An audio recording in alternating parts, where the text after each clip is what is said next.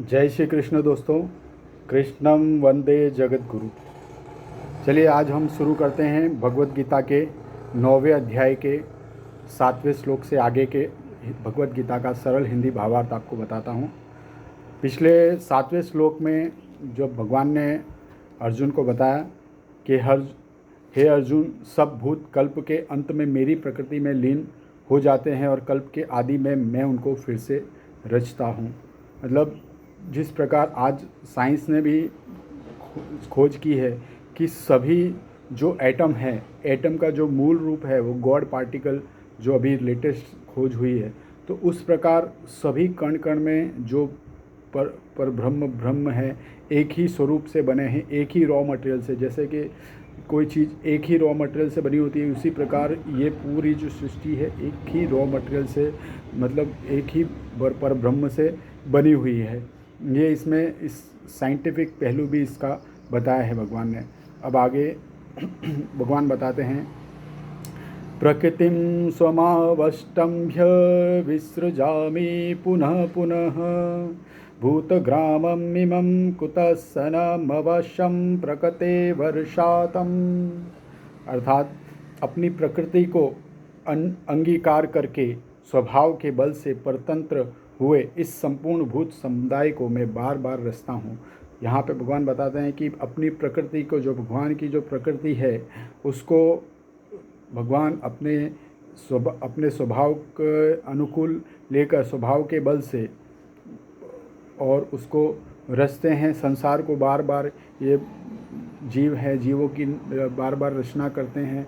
ये भगवान इसमें बता रहे हैं कि अपनी प्रकृति को अंगीकार करके, जो नेचर पे, जैसे आज हम बोलते हैं नेचर, बरसात होती है, फिर वापस सर्दी आती है, फिर गर्मी आती है, ये सब प्रकृति है।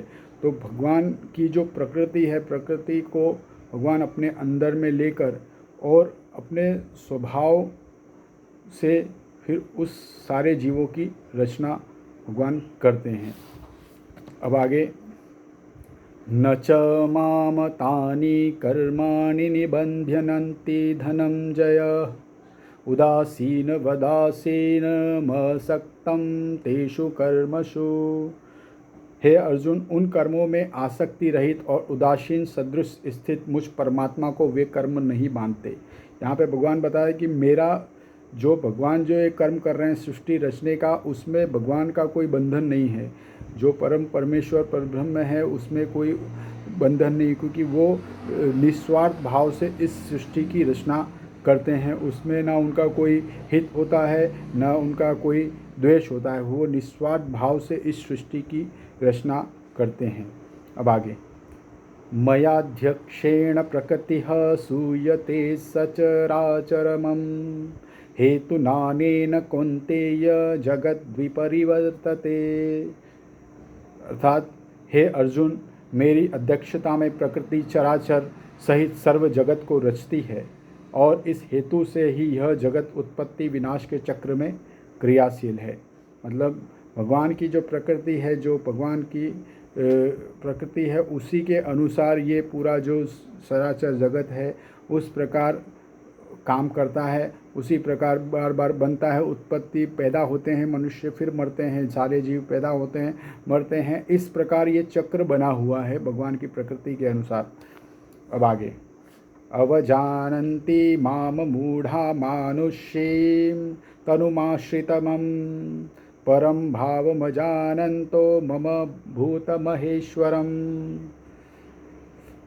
अर्थात मेरे परम भाव को न जानने वाले मूढ़ अज्ञानी लोग मनुष्य का शरीर धारण करने वाले मुझ संपूर्ण भूतों का जो महान ईश्वर है उसको तुच्छ समझते हैं। मतलब जो मनुष्य है, जो मनुष्य है जिनके अंदर श्रद्धा भक्ति नहीं है, वो भगवान का जो मूल स्वरूप है, पर ब्रह्म है, जो सृष्टि की रचना कर रहे हैं, उसको तुच्छ समझते हैं। वो उसको भी छोटा समझते हैं। वो अपने आप को मनुष्य बहुत ही विद्वान और बहुत ही होशियार समझता है, और भगवान जो परमेश्वर है जिसने सबकी रचना की है उसको वो छोटा समझ रहे हैं।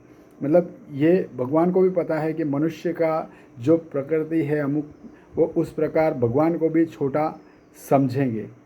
अब आगे, मेघाशा मोघ कर्माणो मेघ याज्ञा विचेतसः राक्षसीमासुरीं चैव प्रकृतिं मोहिनी श्रिताः।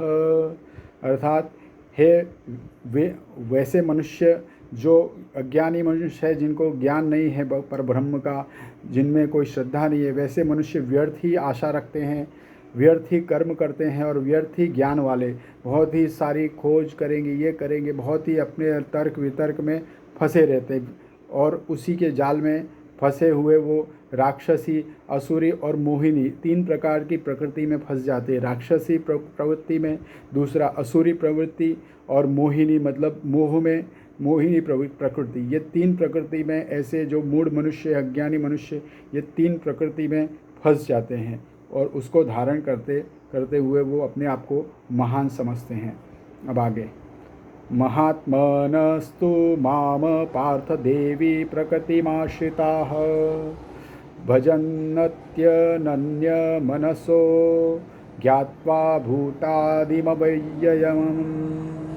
अर्थात परंतु हे कुंती पुत्र, देवी प्रकृति के आश्रित महात्मा जन मुझको सब भूतों का सनातन कारण और नाश रहित अक्षर स्वरूप जानकर अनन्य मन से युक्त होकर निरंतर भजते हैं। भगवान ने यहाँ भी कहा है कि जो महात्मा जन है, जो ज्ञानी जन है, जो भक्त हैं, वो देवी प्रकृति, जो भगवान की जो देवी प्रकृति है उसको जानते हैं और वो सारे भूतों के वो जानते हैं कि सारी जो सृष्टि है, सारे जो जीव हैं, जंतु हैं, सबका जो रचनाकार वो परमेश्वरी ही है और वो कभी समाप्त नहीं होता और वो उसका कभी आदि अनंत नहीं है।